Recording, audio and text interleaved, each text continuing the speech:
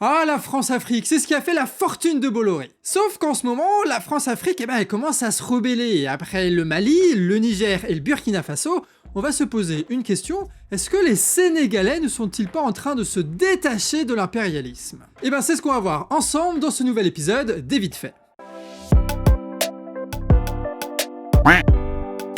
Alors, comme beaucoup de pays africains, le Sénégal, ça a été construit comme un grand magasin rempli de richesses où les multinationales du monde entier viennent se servir tranquillement. Et il y a un bon exemple, c'est le pétrole brut sénégalais qui est exporté à l'étranger et raffiné à l'étranger pour être réimporté sous forme d'essence et de diesel. C'est-à-dire que les Sénégalais, ils doivent payer leur pétrole, mais en plus de ça, le transport, le raffinage et les marges des multinationales étrangères. Et pareil pour l'or sénégalais par ailleurs. Et tu sais, les multinationales, bon, elles sont pas connes, elles optimisent absolument tout et du coup, ils construisent des énormes chaînes de production mondialisées, ce qui fait que tu as pas d'usines qui se construisent au Sénégal. Donc les Sénégalais, ils sont obligés d'importer pour des milliards de dollars par an des produits manufacturés et de la bouffe via les accords signés de la main du président Macky Sall. Donc pour les Sénégalais, cette histoire, c'est des crises économiques permanentes et des prix qui sont élevés. Mais par contre, pour les impérialismes du monde entier, c'est un accès aux matières premières et au travail pour pas cher qui leur garantit de gros profits.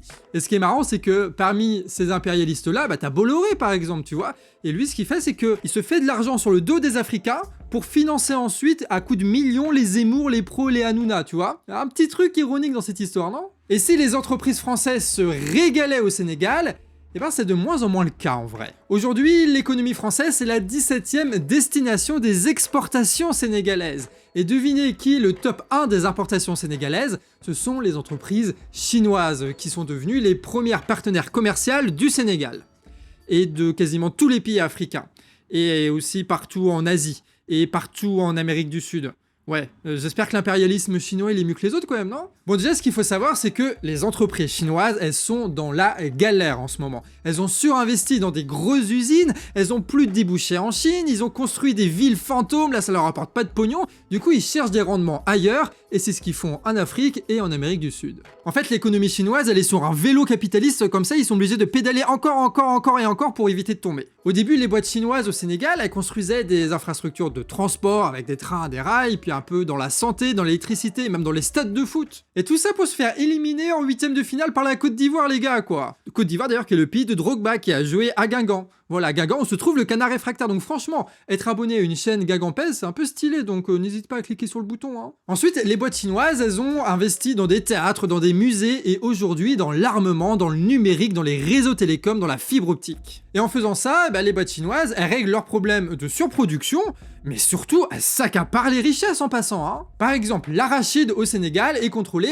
en grande partie par les boîtes chinoises qui se coordonnent entre elles pour faire monter les prix et pour faire couler les boîtes locales. Ensuite, ils envoient les graines d'arachide en Chine pour qu'elles soient transformées en huile et que la plus-value se fasse à 11 000 km du Sénégal. Et si les boîtes sénégalaises veulent raffiner leurs graines et vendre leur huile au marché chinois, c'est impossible parce que t'as des taxes douanières. Ah ouais, en fait, l'impérialisme du nouveau monde, ça ressemble quand même vachement à l'impérialisme de l'ancien monde. Hein. Peut-être parce qu'en fait, les deux, c'est de l'impérialisme et c'est ça qui est important. Hein. Enfin, petite hypothèse. Hein. Après, faut pas croire, il y a toujours de l'impérialisme occidental au Sénégal, évidemment. Notamment dans le domaine de l'énergie, t'as des gros projets de gaz très douteux qui est mené par BP, la boîte anglaise, là où ça pue un petit peu la corruption.